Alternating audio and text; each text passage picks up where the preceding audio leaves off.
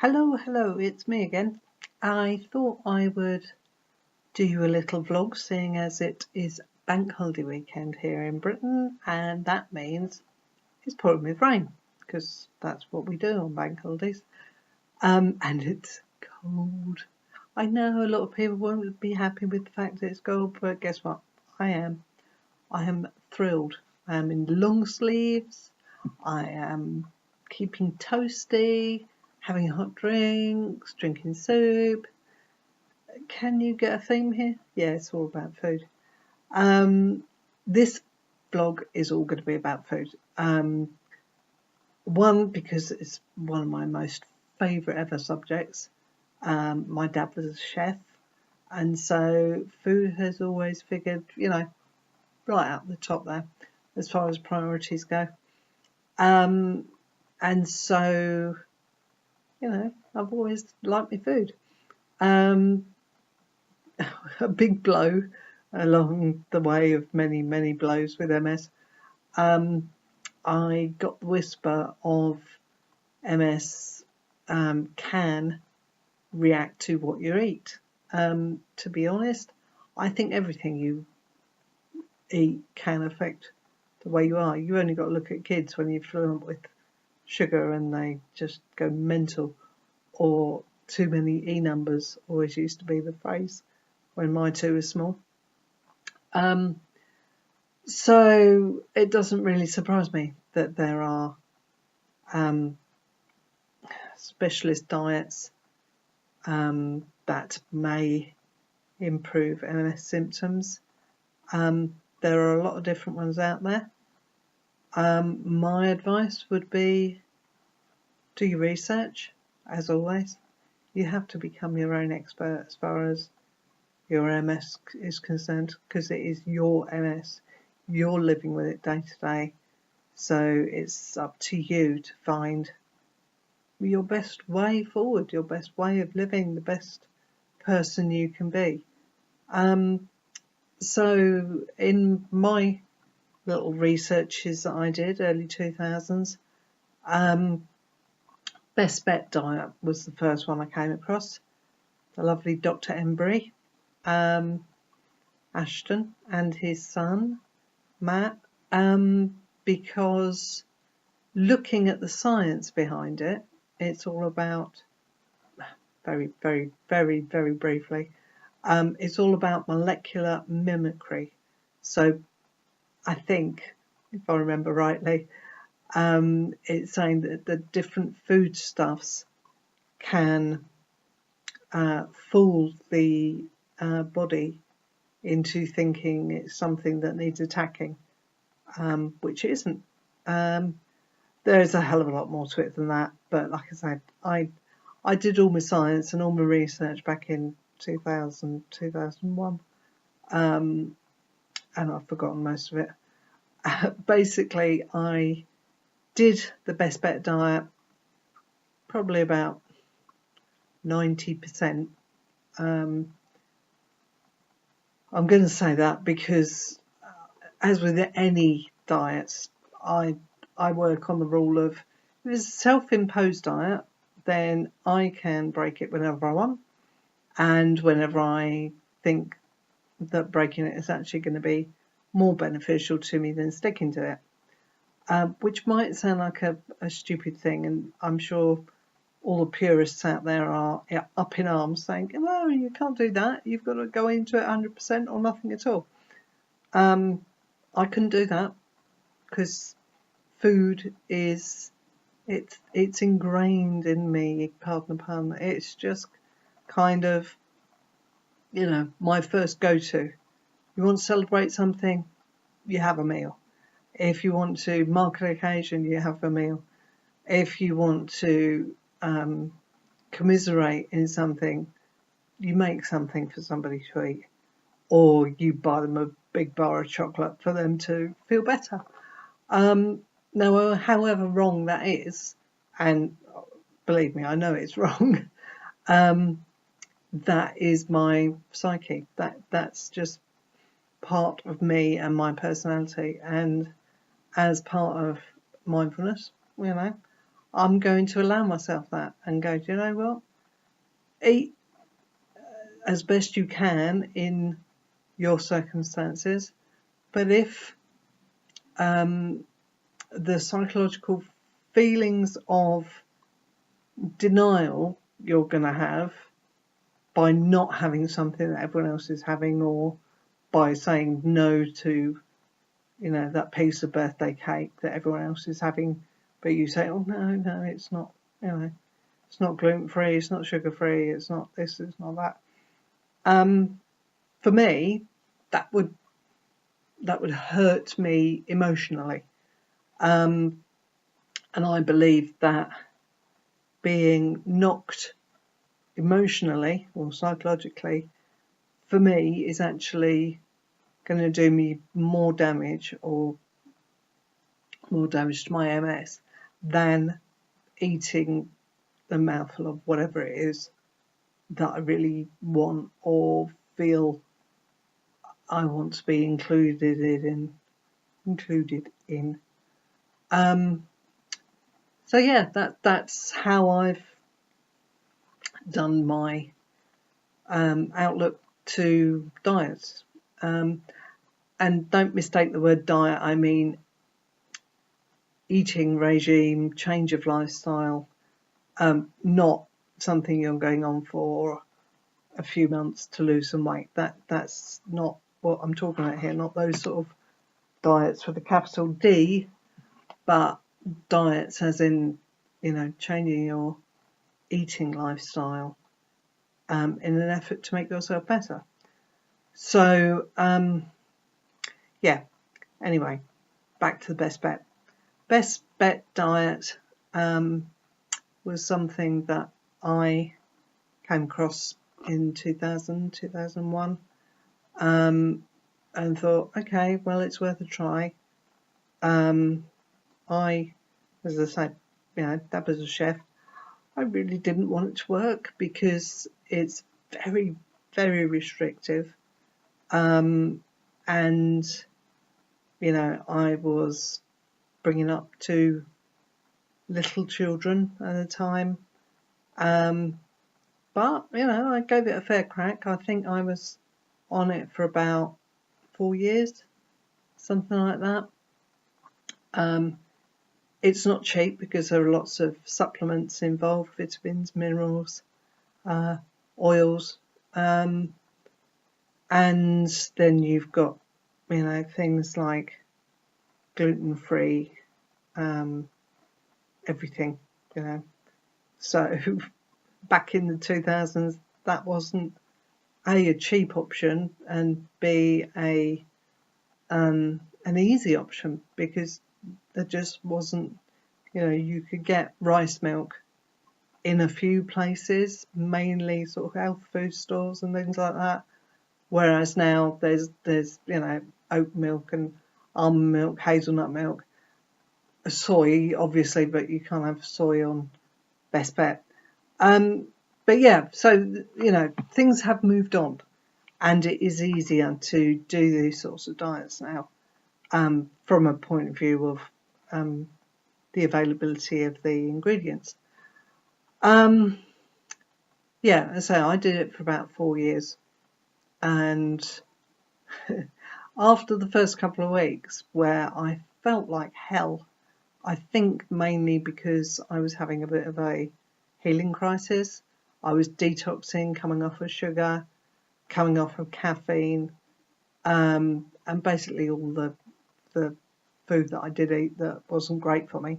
I mean, I didn't have a terrible diet, but it wasn't, healthy by any stretch. So once I got through that, it actually did start making a difference. I used to have a very tight feeling in my legs, like my legs were wrapped in cling film, which, as you can imagine, is not very pleasant. As I say, after about 2 or 3 weeks, that feeling started to go. That was the big difference. There were other differences, more subtle, as always, nothing that anybody could see particularly, but the fact that I wasn't having processed foods and everything I was cooking from scratch. And it worked. Then I got divorced. I found myself on my own, bringing up 2 kids, living on benefits because I couldn't work. And I didn't have the money, basically. That's the be all and end all of it. It was a financial decision that I didn't have the cash to be as strict as I would like to have been. I did manage to, sort of still avoid a lot of red meat and things like that. But basically, I didn't deny myself because I just thought, you know what? Life's hard enough right now. I'm just going to do what I can. And when I don't feel that I can, then I'll, to hell with it. I'll have a piece of cheesecake or whatever. I can't say it made a huge difference, but I don't know. It's that sliding doors thing, isn't it? That unless you can turn back time and make a different choice, you're never going to know whether it would have made an impact or not made an impact. All I do know is that, there are foods that really don't agree with me. Not necessarily from an MS point of view, but from a digestion point of view. Believe me, if you're in a chair and it takes you 10 minutes to transfer to a loo, you don't want bowel problems. It's really not funny. So, from that perspective more than anything, and the fact that I've never been a big meat lover anyway. I was vegetarian for about 5 years when I was a teenager. I basically have not been a big meat eater. Don't like burgers. Don't like donuts, but that's a different story. So I went by the wayside basically. And 2005, 2006, stopped Best Bet, but sort of bimbled along with a fairly low-fat diet, but just sort of eating healthily overall, but not going for, the gluten-free, dairy-free stuff like that because it was all just so expensive. There are lots of other diets out there. As I say, Best Bet's one of them. OMS is the next on the list, which is the Overcoming MS diet,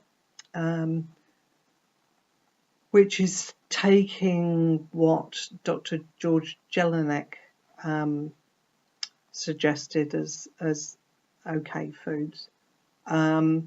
It just so happens that it fits really well in with the food I like to eat, and wants me to avoid the food I don't like. So yeah, okay, I can do that. So in the promise of that, I bought myself, here it comes, the OMS, Overcoming Multiple Sclerosis cookbook, which is great because guess what? I can't cook anymore. Kills me, breaks my heart, because I have all the knowledge, having grown up sitting on the side in the kitchen watching my dad, I absorbed it through osmosis, and consequently the kitchen has been somewhere that I don't like going anymore, because I think it's the sort of in your face admission that, guess what, I can't hold a knife and fork properly, let alone butter a slice of bread. I would just rather not go in that room. So I'd ended up in a situation where I was just having convenience foods, things that, the kids could easily do for me, which was okay, but, it really wasn't good for me, MS or not. And so in February, when I started with a new set of enablers, wonderful, wonderful people at Upbeat Life, which is run by Chris, and his band of wonderful, wonderful enablers, they all came together and said, hey, we can do cooking. If you want to do, a particular diet or a particular type of cooking, tell us what to do, tell us what you want cooking, and we'll cook it. Hence buying the OMS cookbook.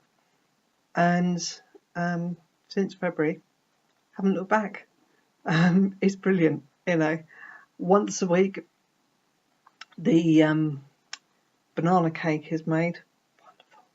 Wonderful banana cake, which is fat-free, very low sugar. Bananas are great because you can just mash them up and use them for God knows what, and they're sweet naturally, So that's my little treat. I get to have a piece of banana cake every day, and we're mucking around with it and doing banana and ginger and using wholemeal flour or this, that and the other.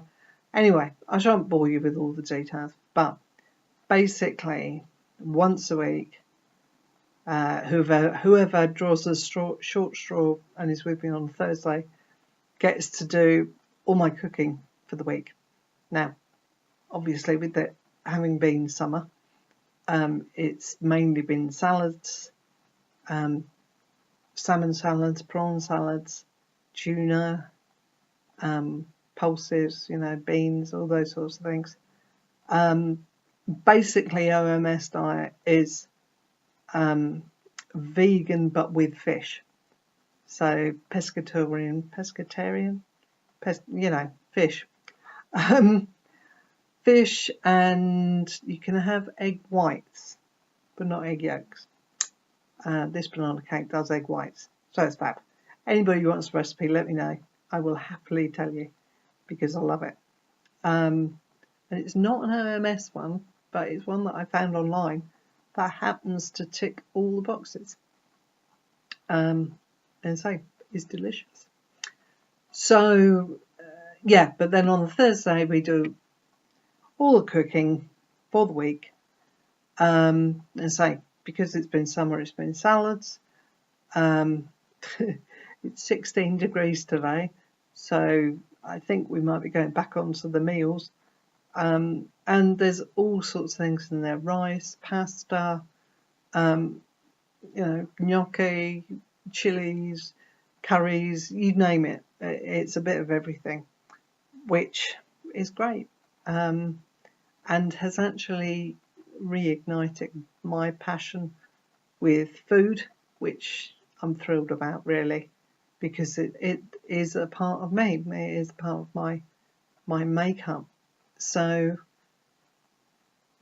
yeah, there are lots of other MS diets out there. Just Google MS diets. There's, Terry Wahls does a protocol. I'm struggling to think of anybody off the top of my head, but there is lots out there, believe me. Google it. You may well find you are one of those people who you stop one particular item or you start a different item and all of a sudden you're feeling great, or one symptom seems to have lessened dramatically. It's not an exact science. The problem with MS, as unfortunately you will hear me say a lot, it is different for everybody. MS is an umbrella term for God knows how many conditions, and therefore not all the same things help us, hinder us, make us worse, don't have any effect. It really is a case of carving your own path and finding out what works for you. And as I say, great thing about self-imposed diets, you can break them whenever you like. It's just, I think, a great thing of being able to look at something for what it is and go, okay, well, I'll give that a go. If it doesn't work, is it going to cause me any major problems? What are the risks? As I've said before, my risk-benefit ratio. It's worth trying. Anything's worth trying, but particularly diet, because you can change so much so easily, And no, I haven't had any major sort of eureka moments where I've gone, oh, it's because I've changed my diet, this is working or that's working or whatever. But I do feel better for eating better food, non-processed food, and I feel better because I'm taking control in what I'm eating again, and I'm enjoying what I'm eating, which is so important to me. So yeah, that is today's lesson. It's all about food and what you enjoy, and striking a happy balance with things that you want to eat and things that you should eat. Apparently, I don't like the word should. It's not right, but it's all about balance, like everything. It's all about balance. And I will leave you with that thought, because it's time for me to finish now and go and have something nice to nibble, probably some nuts. Anyway, speak to you all soon.